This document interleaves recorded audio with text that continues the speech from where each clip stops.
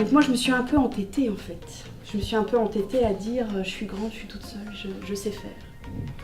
Et du coup, quand j'ai décidé de continuer mon bac, c'est pour ne pas faire un CAP. Chose que je ne savais pas, c'est qu'après un CAP, on peut faire un bac pro. Et après le bac pro, il y a d'autres écoles qui nous sont proposées, mais à l'époque, je ne savais pas. À l'époque, je n'avais pas demandé à l'adulte. Je croyais que je pouvais savoir toute seule. Donc, je me mets à travailler sur l'ex-voto et le reliquaire, qui vont marquer... Je travaille encore dessus maintenant, pour vous dire. C'est-à-dire, quelle importance on va mettre autour d'un être disparu. Ça c'est le reliquaire. Donc, c'est une relique. On va prendre un petit bout de cheveux et on va broder autour. On va prendre un petit bout d'os de Saint Prosper et on va broder tout autour. On va enluminer cette personne qui a été importante. Vous venez par là, les filles? C'est moi qui m'autorise, c'est moi qui le fais. Sûrement ça fait pas beau. Être artisan, c'est donc franchement beaucoup travailler. Plus que 35 heures. Parce qu'il faut imaginer que moi, il y a des bijoux qui m'ont pris, par exemple, un bijou comme ça me prend 2 jours à faire. Donc pour un seul bijou, ça me prend 2 jours. Donc il faut imaginer que pour présenter des bijoux sur une exposition, il ne faut pas un seul bijou, il en faut plein. Tous.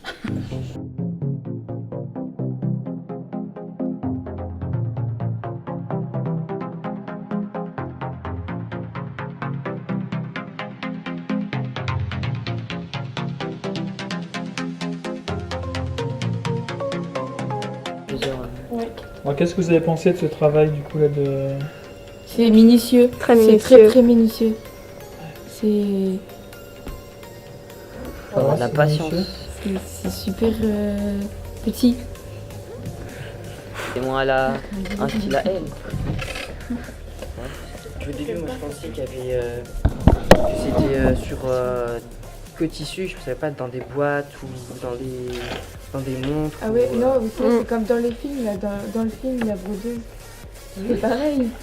C'est-à-dire Sur une toile. Moi, je pensais pas que c'était comme ça aussi. Même sur un tissu, je pensais pas.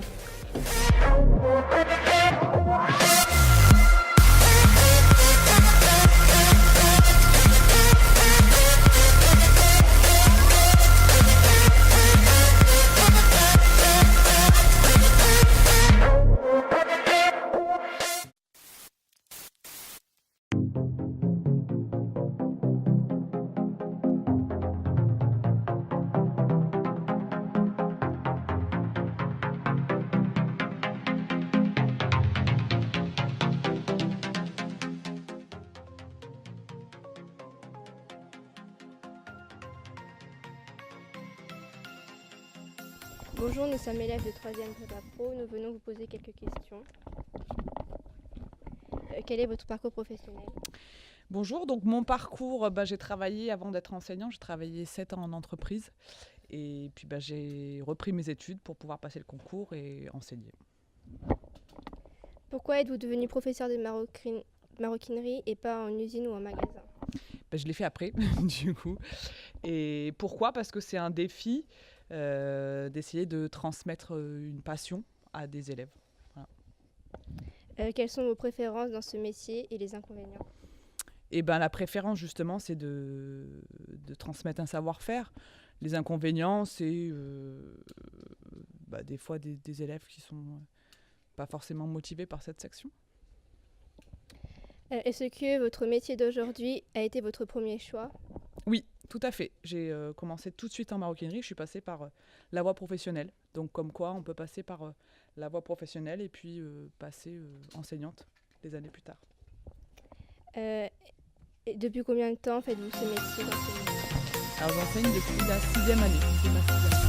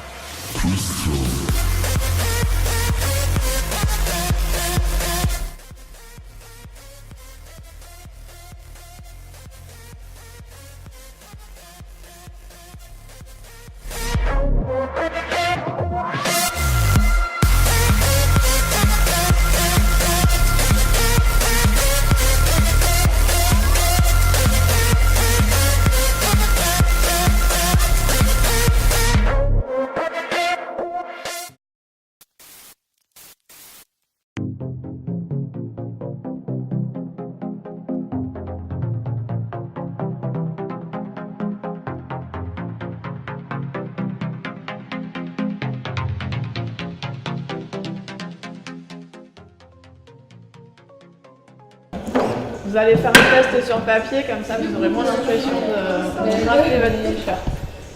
T'imaginais pas autant de dessins aller. Ah non, mais paniquez pas, c'était pas le but de la journée. Hein. Tu mets ta règle comme ça, dans le même sens que tu as mis pour imprimer, et tu as juste à repousser sans appuyer. Et après, on peut reposer la règle comme ça. Il ne faut pas qu'elle tombe, sinon il n'y aura pas d'encre et vous allez vous en mettre plein les doigts.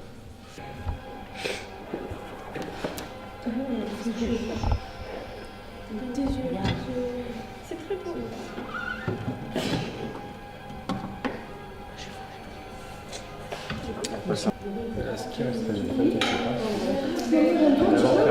On a un cadre en métal et ensuite on y colle dessus un tissu plus ou moins épais. Et après on met de l'encre dessus et avec une racle, on la racle et avec dessus il y a une patte qui permet de coincer ou pas l'encre.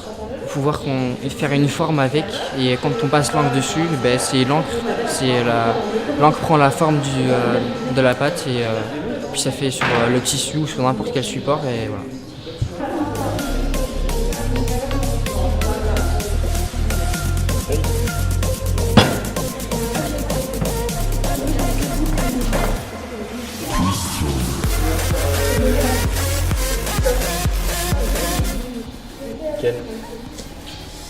C'est bon?